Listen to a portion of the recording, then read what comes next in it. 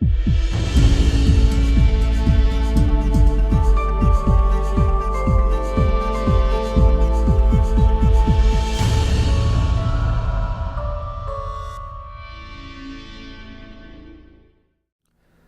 our studio at the corner of 8th and Walton in Bentonville, Arkansas, welcome to Saturday Morning Meeting, where we cover Walmart, Sam's Clubs, and the consumer product companies that are represented on their racks and shelves throughout the country and around the world.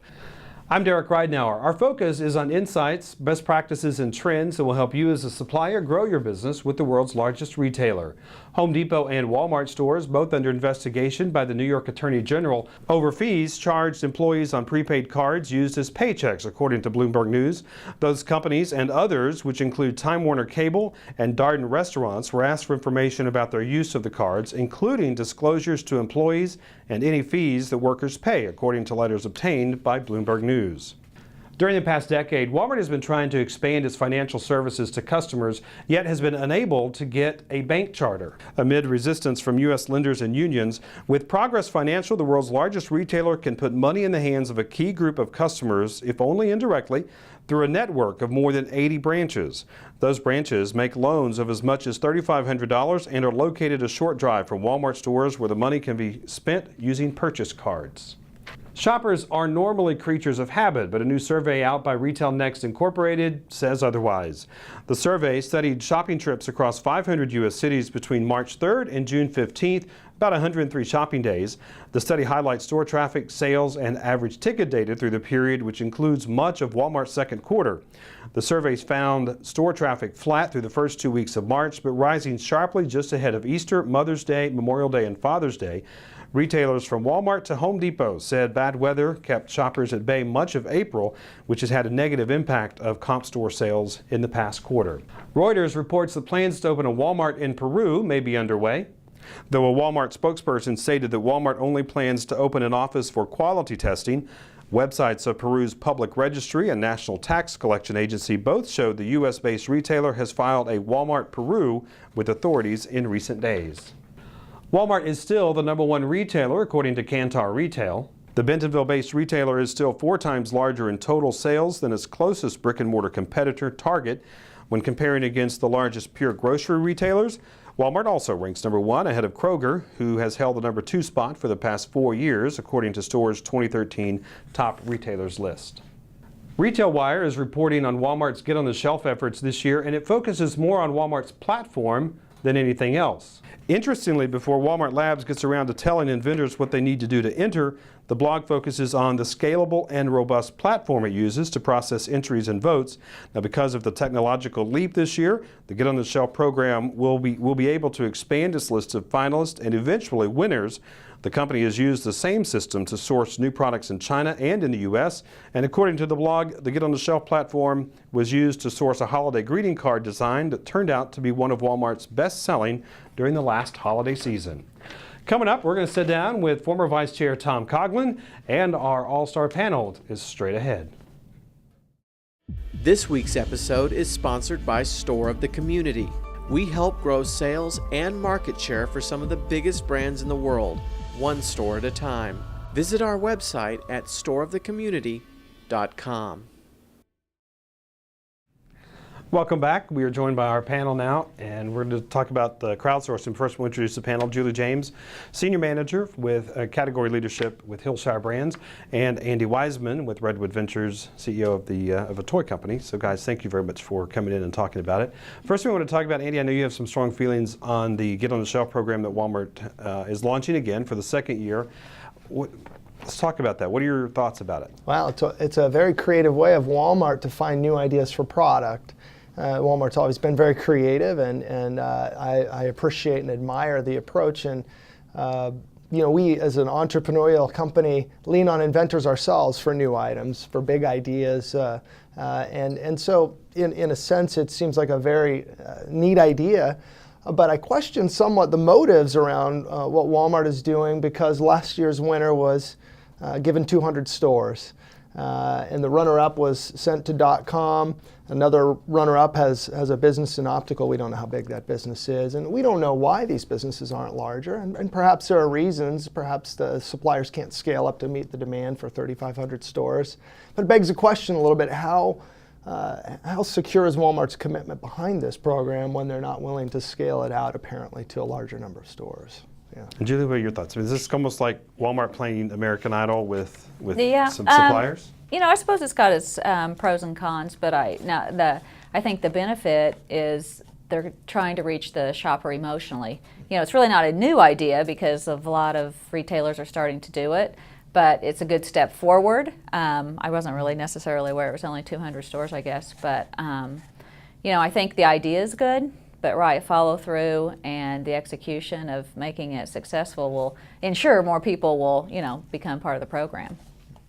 Is this a way for them to try to tap the millennials? Because Walmart struggled with the younger generation. Do you think this is more of a marketing play to get that? Or they really seem to be wanting to grow their supplier base? I mean, to your point, 200 stores out of 3,500, 4,000.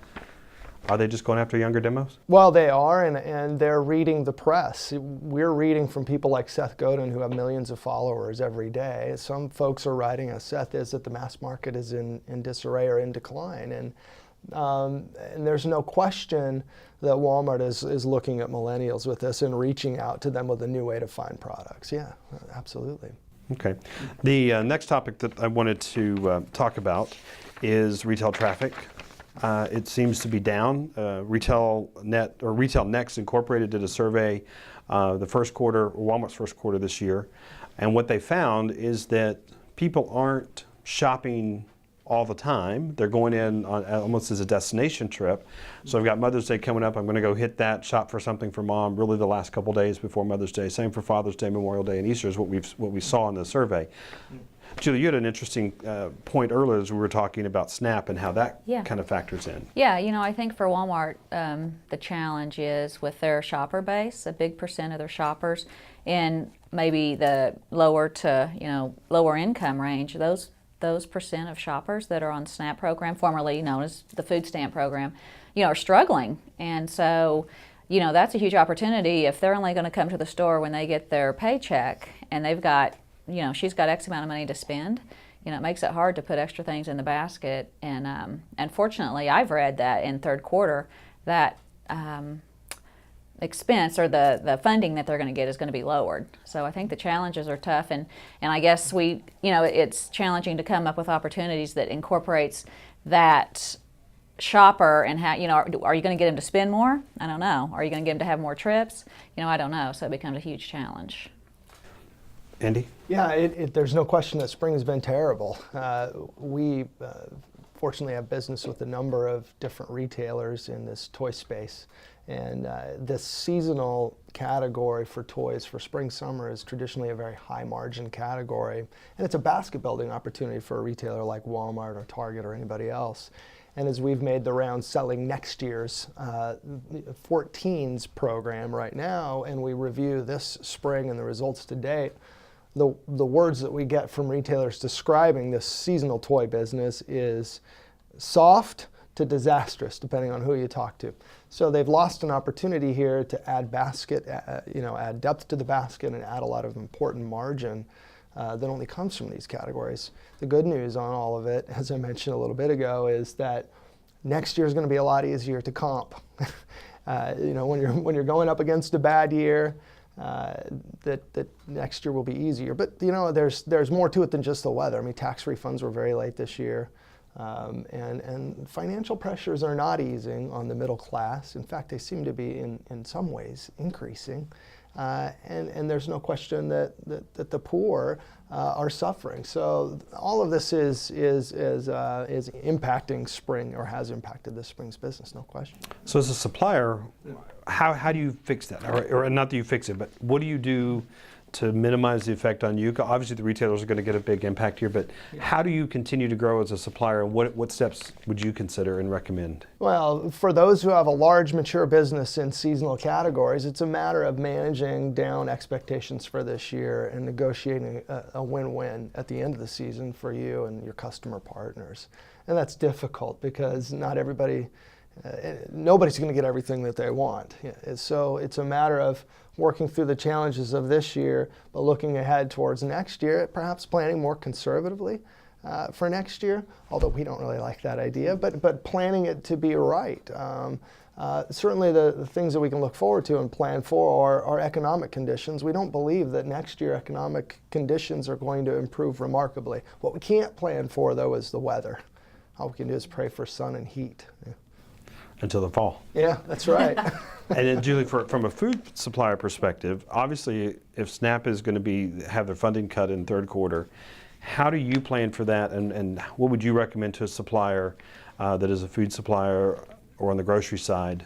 What do you do to compensate for that? Because obviously you're going to take a hit. I mean, obviously people still need to eat, but what kind of marketing plans or what kind of model would you follow and recommend? Yeah, and I think some of it is exactly what you're talking about. Some of it you have to use as correction of error planning ahead and knowing these things are coming.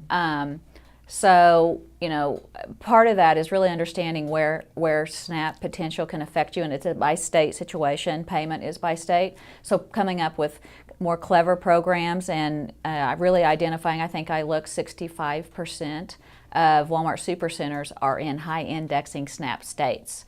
So understanding where those states are and what time of the month is the right time for the right promotion, or letting that shopper know what you have available. Walmart's already done some neat things like the meal programs where they say this plus this equals $5.95, which is less than, you can feed a family of 4. So they're heading down those paths and probably getting involved in those programs and really helping that shopper. And then the other end of the spectrum, then you can't leave out the more affluent, obviously also in the middle class. So it's an interesting balance and challenge for sure. But I would say, are you working with somebody in Walmart marketing to help build some of that brand? Not yet, but it's definitely a program. I know it's on the top of the list for Walmart, are trying to figure out how can they manage through it. So I would recommend any supplier who can understand and come up with a program. Today's the time to start talking to Walmart. Okay, Andy, what's ahead for you? What's ahead? For your business as you plan? Obviously going to be a soft summer. Yeah. Do you think that there's a possibility that we see heat lasting a little bit longer? Is that going to help you? Well, I don't think we're getting into climate change conversations. No, we're not.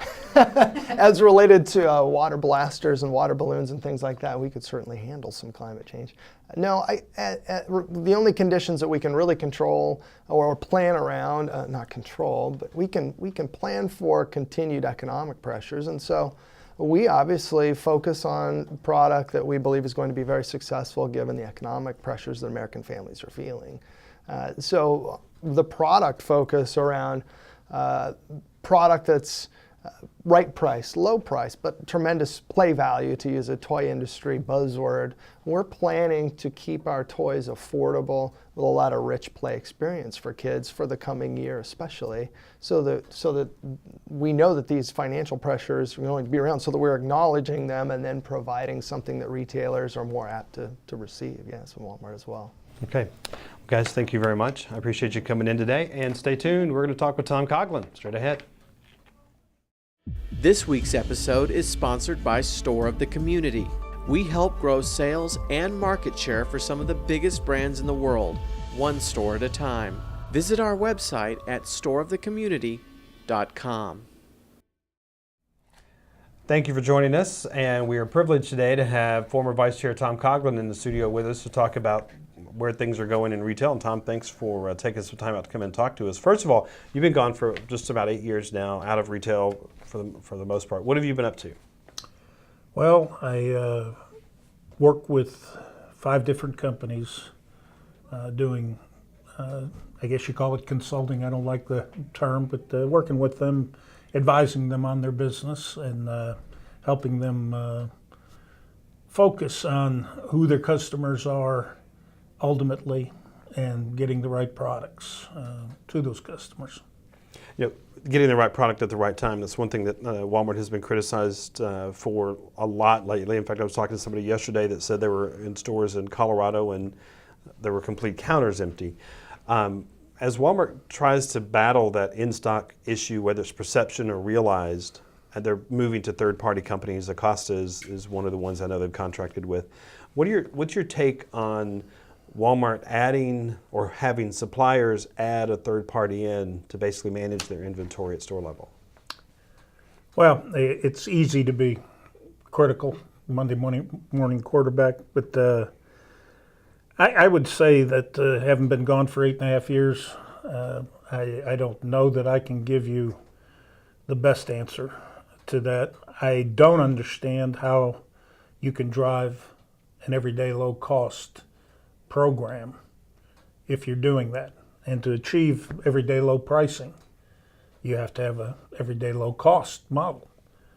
The supplier, I know we got to the point with the suppliers through the years where we would activity-based cost the goods, where you know what every activity in the process costs the supplier, including the cost of goods. You knew what their overhead was. You knew what margin they were needing to make for a good return to their shareholder. And the cost of putting those people in the stores got to go someplace. And we, I think, did what was right at the time, at least, in saying we don't want anything in there other than the hard costs of putting the product into the stores. And I don't know how you can accomplish that by adding services.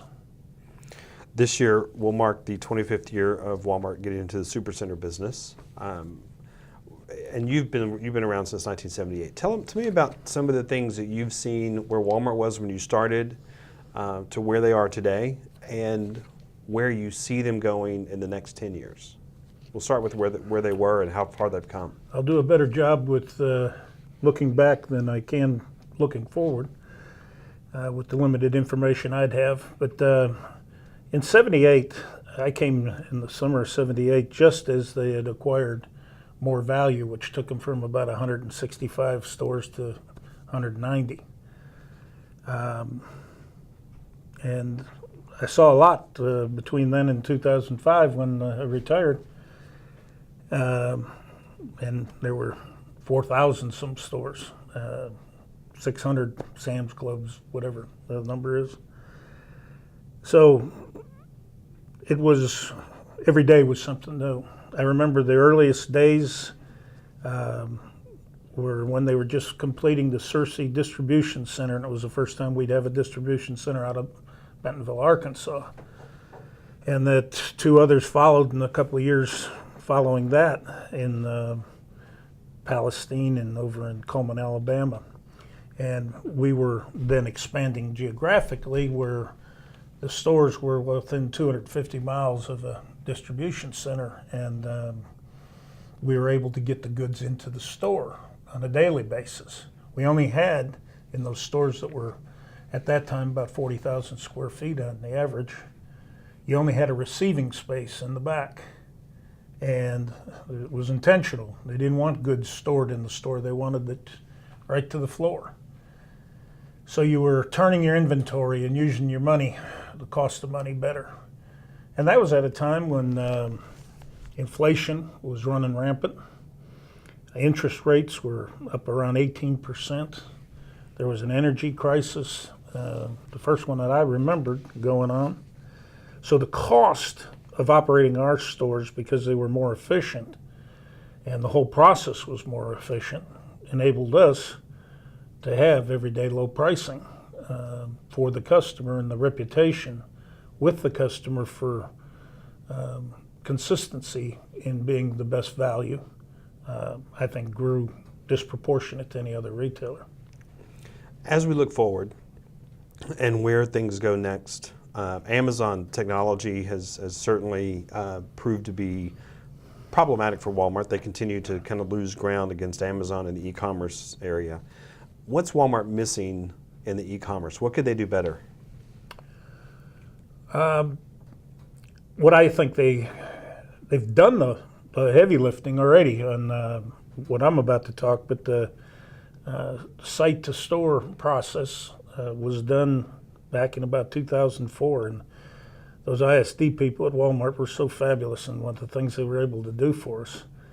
And it enabled us to have a unique position in the e-commerce business where the customer, anything they bought and had shipped to their local store, there was no shipping charge on. I just don't think they make enough of that. I think it's a much bigger thing, competitive advantage that I don't think they tell the story well enough. Another thing along the lines is, similar lines, is what Sam's has available and developed back in those early 2000 years, the pick and pull program, where the small business customer, who is so vital to that business, could, through the internet, place their entire order, and it would be picked. It would be, they'd go through the checkout process before the small business member came in to the club. And all they did then was come in and just write a check or pay for the goods, and Sam's would load them up and they'd be gone. And that was their biggest single complaint with the club type business, was it took too much of their time. It took them out of their business too long.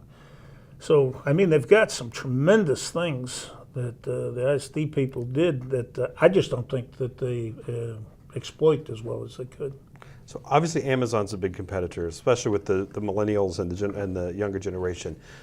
Who is the biggest competitor that you see Walmart and Sam's Club having in the coming 5 years? Well, the most prominent and the best operator is Costco. I continue to see them get better all the time, and it's a real tribute to Jim Senegal, who now has retired, but it was, I think, on the level with the Sam Walton as far as being able to really develop a great business. Target, I think Target understands who their customer is, and they do a pretty good job, and I'm sure they'll continue to grow. There's one new retailer out there that I get a kick out of stopping in it. I don't know if you've ever seen them, called Five Below.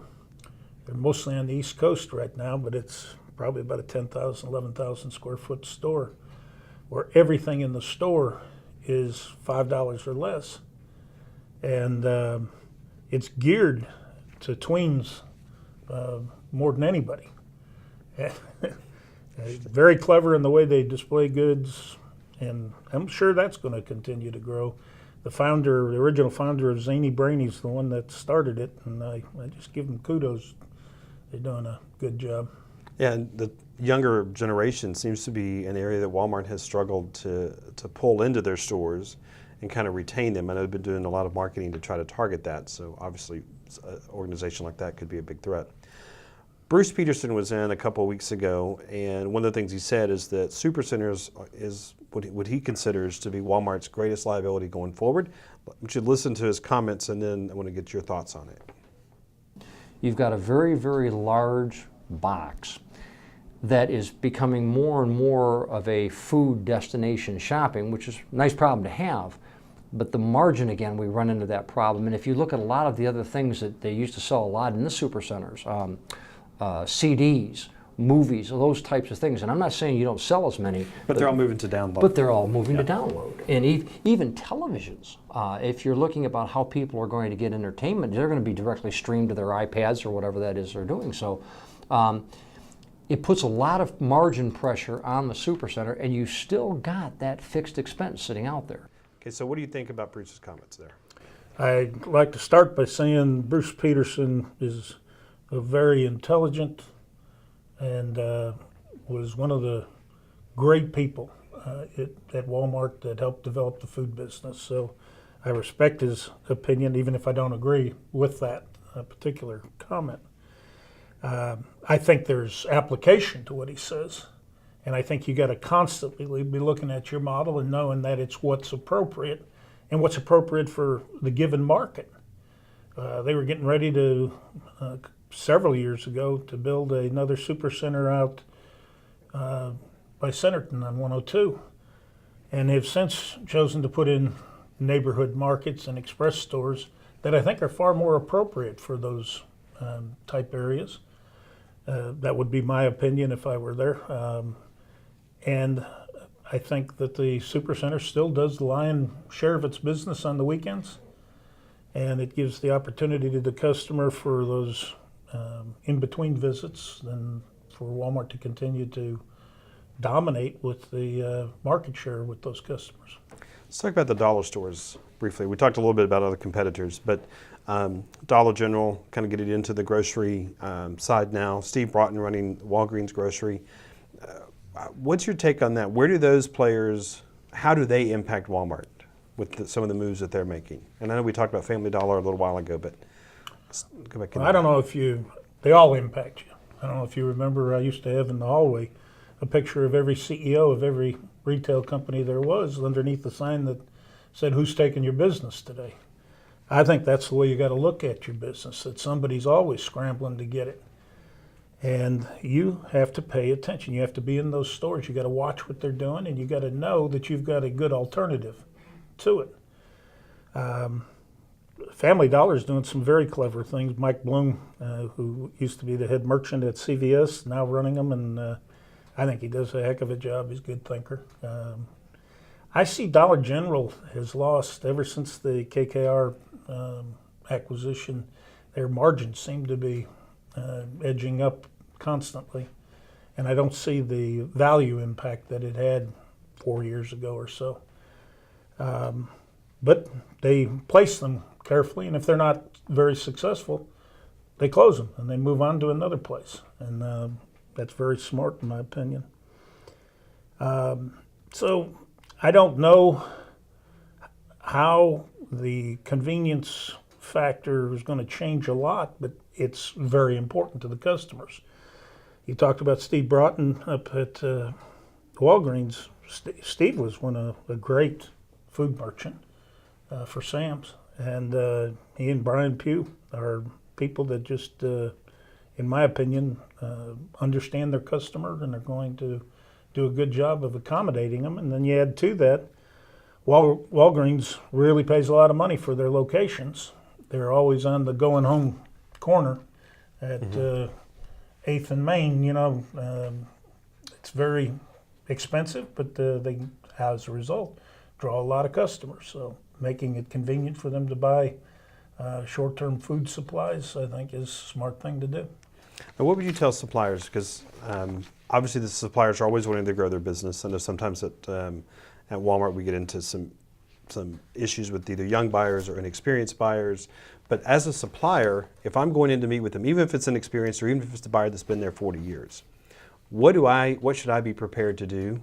And not just working with Walmart, but even some of the other retailers we've talked about today. What do you see as critical for a supplier to really understand and really focus on?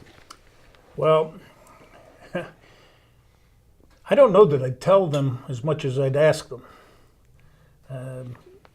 The supplier, I think it's a great opportunity for building your business communications with the supplier. Doug Dane, who you knew well, I used to work with, who ran all the food and general merchandise for Walmart, probably was the best I ever saw at really effectively communicating with suppliers. Trademark of his was spending time out at the supplier's business. And that basically shows respect. And, when you go to somebody's house, you're on your best behavior. You're not arrogant. I think that's the thing you got to guard against, being seen as arrogant. And when you're asking people for things about their products that they know more than you do about, and when you're seeing what those processes are in their business, it gives you so much more to consider when you're making your decisions. I'd counsel with the suppliers to also understand that Walmart does move buyers around a lot. Always the biggest complaint I ever heard. But that's also a big part of why Walmart was so successful. And when you look at how developed some of the buyers are in their thought processes, it's because they've had so much experience in so many different areas. It'd be nice to have somebody when I came to the company, Harold McGinnis was the toy buyer, and he had been the toy buyer for a long time, and he was the best toy buyer in the country. But as you're growing like we grew, it's harder to do. All right, final thoughts? Well, I know one thing you did tell me that I wanted to make sure we hit on is that one of Walmart's greatest assets has always been, in your opinion, and probably still is today, the value of the associates that are in the store, that are coming in every day, filling the shelves when they can, checking out customers, and really being the face of Walmart. You know, what reflects that so well is these new commercials. I don't know if you've seen them, where they have a Walmart associate talking about the opportunity that they have, and the fact that 60-some% of the management came from hourly positions. We had that First in Line program that was so instrumental in us being able to grow as fast as we did. And it said, you know, you're important to us. You can do more with us. It challenged people, and they grew. I was on the phone the other day. I got a nice call from a girl that I first met when she was a girl. She was 16 or 17 years old in Manhattan, Kansas.